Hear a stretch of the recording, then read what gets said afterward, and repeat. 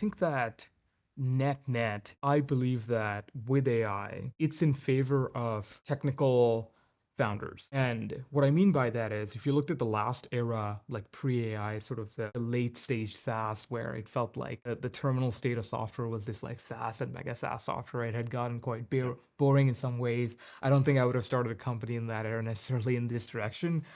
And in that time, I think the advantages were really towards like mega distribution, sales oriented founders. And you kind of see that in the backgrounds of those companies that got started. And I think today, and really with AI, it really shifted the power, sort of the balance where younger, more technical founders with deep technical knowledge of the frontier, they can sort of see where this is headed and they don't have these ideas and kind of like how things are supposed to be. They can kind of shed those older norms and kind of build something net new. And I do think that is net where this is headed right now. But at the same time, I think to your point, like the incumbents with distribution and lots of these channels and partners that exist. And I think it is one of those situations where it's a classic will the incumbent adopt this new technology in this platform shift before the new entrants figure out how to become the next generation entrenched in big software companies. And I think that as a startup founder, my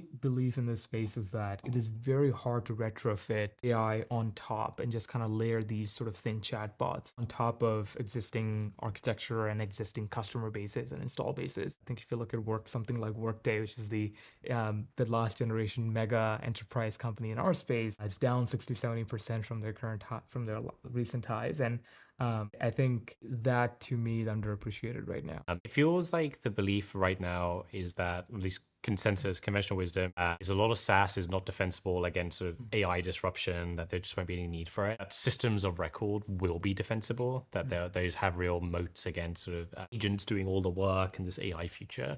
I think Warp would be classified as a system of record. Maybe just explain to us, like, what does that actually mean when people talk about a system of record? What is that?